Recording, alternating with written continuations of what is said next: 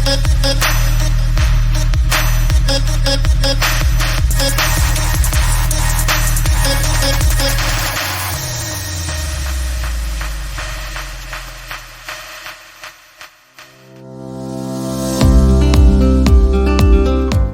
morning, leader. Now we are going to discuss a topic that is what is the system to handle objection handling. Objection handling को objections को handle करने का system क्या है?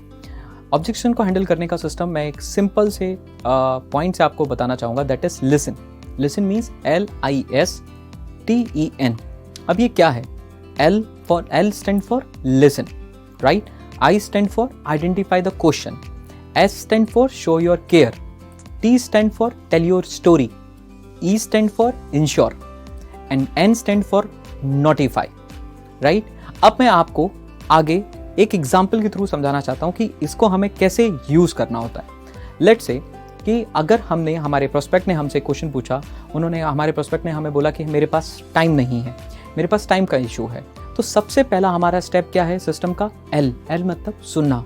तो हमें उनको ज़्यादा से ज़्यादा सुनने की कोशिश करनी है, क्योंकि हम उनको जितना ज़्यादा सुनेंगे उतना ज़्यादा हम उनके बारे में जान पाएंगे, उतना ज़्यादा हम उनके बारे में समझ पाएंगे, और जितना ज़्यादा हम उनके बारे में समझ पाएंगे हम आइडेंटिफाई कर पाएंगे उनकी प्रॉब्लम्स को, और हम ये भी आइडेंटिफाई कर पाएंगे कि कैसे ये बिज़नेस उनको मदद कर सकता है। तो एल क्या है? लिसन। जब आपके किसी प्रोस्पेक्ट ने बोला कि मेरे पास टाइम प्रॉब्लम है, तो आपने बोला अच्छा ऐसा क्यों आप ऐसा क्यों सोच रहे हो, इसके पीछे क्या रीज़न है? तो कहीं ना कहीं आपने और उनको बोलने के लिए मौका दिया, जिससे कि वो अपने इस पर्टिकुलर ऑब्जेक्शन को एलोबरेट करें, अपनी प्रॉब्लम को वो एलोबरेट करें। और जब सामने वाला पर्सन प्रोस्पेक्ट अपनी प्रॉब्लम को एलोबरेट करेंगे तो आपको अपॉर्चुनिटी मिलेगी उनको और ज़्यादा समझने की, उनको और ज़्यादा जानने की, उनकी प्रॉब्लम्स को रिकॉग्नाइज करने की। और जब हम किसी की प्रॉब्लम को रिकॉग्नाइज करेंगे तभी हम उसको बेटर तरीके से सॉल्व कर पाएंगे, राइट? तो सिस्टम का सबसे पहला पॉइंट क्या था? L means L stand for listen. तुम्हें सुनना है। जब हमने उनकी सारी बातों को सुना और वहाँ से हमें बहुत सारे पॉइंट्स भी मिले, हमें उनकी प्रॉब्लम समझ में आई, हमें उनका डेली बेसिस का शेड्यूल समझ में आया, हमें समझ में आया कि एक दिन में उनके पास किस विंडो में टाइम खाली रहता है, किस विंडो में वो ऑक्यूपाइड रहते हैं, कब वो फ्री रहते हैं, हमें बहुत सारी बातें हमें समझ में आई। तो अब हमें दूसरा काम क्या करना है? हमें बस क्विकली अपने माइंड में आई का मतलब क्या होता है? Identify the question. हमें ये आइडेंटिफाई करना है कि जो उनका ऑब्जेक्शन है वो रियल है कि वर्चुअल है, और एक्चुअली में क्या ऑब्जेक्शन है, राइट?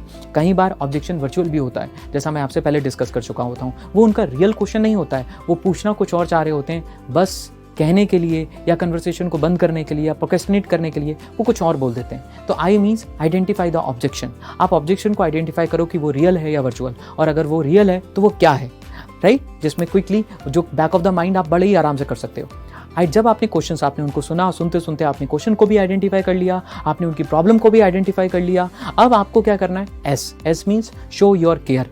मतलब अब आपको सीधा अपनी बातचीत नहीं रखना है, पहले आपको उनको अपनी केयर को शो करना है। मतलब कैसे? आप फील फेल्ट फाउंड यूज़ कर सकते हैं कि मैं आपकी बात समझ सकता हूँ। आज से कुछ समय पहले जब मैं अपने कॉलेज में था और मुझे इस बिज़नेस अपॉर्चुनिटी के बारे में बताया गया, तो मैं भी बिल्कुल यही सोच रहा था कि मैं इसको कैसे हैंडल करूँगा।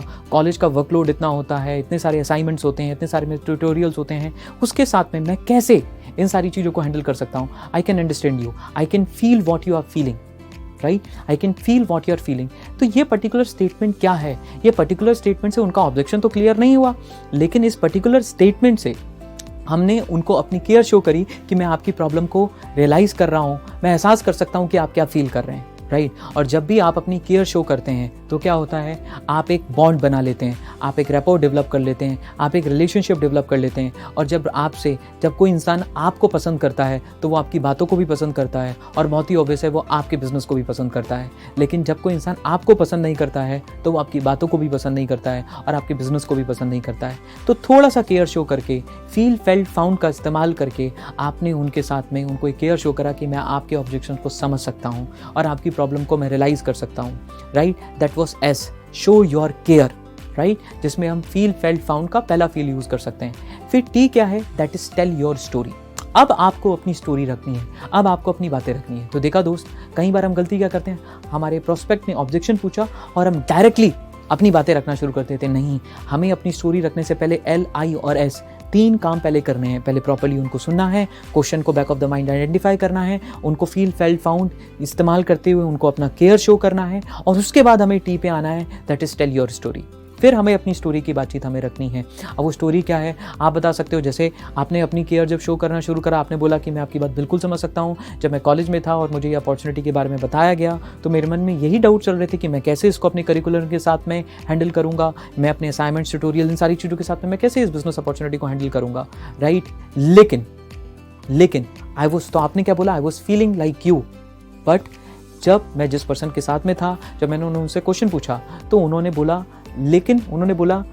उन्होंने मुझे एक बात बताया, उन्होंने मुझे एक स्टोरी सुनाई। वो स्टोरी मैं आपके सामने रखना चाहता हूँ।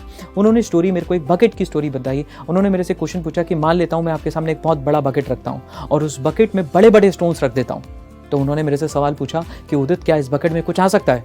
तो मैंने बोला नहीं आ सकता है। उन्होंने बोला नहीं, अभी इस बकेट में छोटे छोटे स्टोन्स आ सकते हैं। तब मुझे क्लिक हुआ कि हाँ, अभी तो इस बकेट में छोटे छोटे स्टोन्स आ सकते हैं। जब उन्होंने बोला कि इस बकेट में मान लेता हूँ मैंने छोटे छोटे स्टोन्स भी रख दिए, अब आप बताओ क्या इस बकेट में कुछ आ सकता है? तो मैंने बोला नहीं। तो उन्होंने बोला हाँ, अभी भी आ सकता है, अब इस बकेट में सैंड आ सकता है।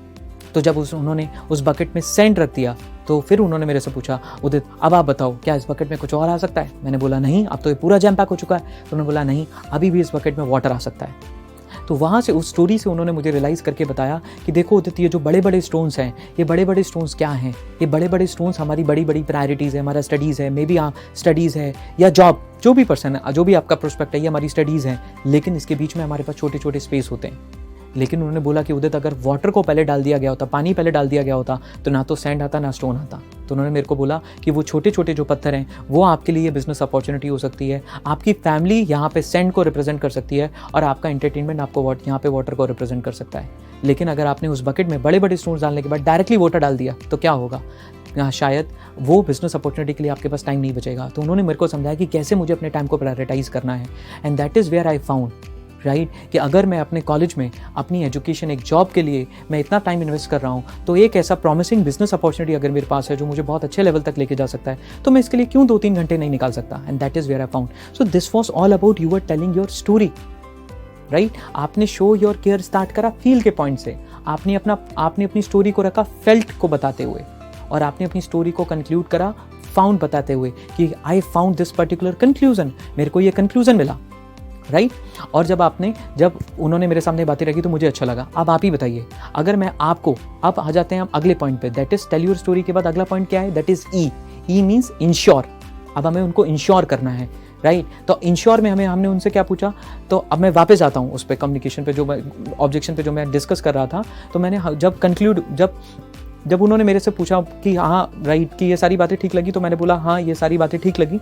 तो फिर आपने उनसे पूछना है कि अगर अब मैं आपको बताऊं कि कैसे आप अपने पार्ट टाइम को इस्तेमाल करते हुए, कैसे आप अपने पार्ट टाइम को यूज़ करते हुए, राइट, अपने फ्री टाइम को यूज़ करते हुए अगर आप एक ऐसा बिजनेस डेवलप करें जो आपको पार्ट टाइम इनकम दे, या आप अपने पार्ट टाइम को यूज़ करते हुए आप एक ऐसा बिजनेस डेवलप करें जो आपको सिक्योरिटी दे, या अपने पार्ट टाइम को यूज़ करते हुए आपको एक ऐसा बिजनेस डेवलप करें जो आपको करियर बैकअप दे, या अपने पार्ट टाइम को यूज़ करते हुए आप एक ऐसा बिजनेस डेवलप करें जो आपको स्किल दें, जो भी उनकी नीड है, आपने इंश्योर करा, तो क्या आप उसके लिए डिसीजन लेने के लिए तैयार हैं, या आप उसके बारे में और जानने के लिए तैयार हैं कि आप कैसे अचीव कर सकते हैं? तो अगर उनका जवाब येस आता है, इसका मतलब आपकी स्टोरी ने काम किया है, आपकी स्टोरी ने अपने पार्ट को कंप्लीट किया है, राइट। फिर आप उनको रियलाइज कराएं कि कैसे वो अपने पार्ट टाइम को यूटिलाइज करके स्किल डेवलप कर सकते हैं या पॉकेट मनी जनरेट कर सकते हैं, जो भी पॉइंट आपने रखा है। And means notify, right. किसी भी ऑब्जेक्ट जब आपने अपनी बोरी बातें कंप्लीट कर ली हैं, तो नोटिफाई का मतलब क्या है? आपको लास्ट में उनसे पूछना है कि शुड वी स्टार्ट, चलिए अब हम स्टार्ट करते हैं, चलिए अब हम परचेजिंग करते हैं, चलिए अब हम रजिस्ट्रेशन करते हैं। नोटिफाई करना बहुत ज़रूरी है, क्योंकि देखिए जब एक पैराग्राफ के लास्ट में फुल स्टॉप लगाते हैं, राइट, जब हम हिंदी में लिखते हैं तो पूर्ण विराम लगाते हैं, इसी तरीके से जब हम अपनी कन्वर्सेशन है तो एंड नोटिफाई हमारी कन्वर्सेशन में फुल स्टॉप का काम करता है, जो फुल स्टॉप लगा के एक डिसीजन की तरफ लेकर जाता है। तो नोटिफाई हमें क्या करना है? चलिए should we start. So this was about LISTEN। L मतलब लिसन, I मतलब आइडेंटिफाई द क्वेश्चन, S मतलब शो योर केयर, T मतलब tell your story, right. Show your care में अगर आप फील फेल्ट यूज़ कर रहे हैं तो शो योर केयर, वहाँ पे आपने फील यूज़ करा, स्टोरी को बताने के लिए अपने फेल्ट यूज़ करा, स्टोरी को कंक्लूड करने के लिए अपने फाउंड यूज़ करा। ये मतलब इंश्योर मतलब आपने जब अपनी स्टोरी सुना दिया है उसके बाद में आपने रिलेट किया, आपने इस बात के रिलेट किया कि अब जो उनकी नीड है, अगर वो आप उनको इस बिजनेस से बताने वाले हैं कि वो कैसे पूरा कर सकते हैं, तो क्या वो सुनने के लिए रेडी हैं? उन्होंने बोला यस। फिर आपने वो बातें बताई और एंड मीन्स नोटिफाई, फिर आपने एक फाइनल डिसीजन की तरफ आपने उनको प्रोसीड किया, राइट। देखिए दोस्त, कई बार हम ऑब्जेक्शन हैंडलिंग में बहुत सारी स्क्रिप्ट याद करने की कोशिश करते हैं, बहुत सारी बातें हम याद करने की कोशिश करते हैं, लेकिन मैं आपको सच बता रहा हूँ, ऑब्जेक्शन हैंडलिंग में स्क्रिप्ट से ज़्यादा इंपॉर्टेंट होता है आपका बिलीफ। आप उसी ऑब्जेक्शन का आंसर नहीं दे पाते हो जो आपका खुद का ऑब्जेक्शन है, आप उसी डाउट को क्लियर नहीं कर पाते हो जो आपका खुद का डाउट है, राइट। इसलिए अगर आप अपनी क्लोजिंग को बेटर बनाना चाहते हो तो उससे पहले आपको टेक्निक्स को इस्तेमाल करने के साथ साथ अपने बिलीव को भी बेटर बनाना है। और वो बिलीव आपका बेटर कब बनेगा? जब आप सिस्टम को रेगुलरली फॉलो करोगे, जो सिस्टम ऑलरेडी पिछले कुछ पार्ट में आपके साथ में डिस्कस हो चुका है, right. So wish you all the best, follow out this system of LISTEN to handle objections. Objections को हैंडल करने के लिए इस लिसन के सिस्टम को आप यूज करें। Thank you from team SOL।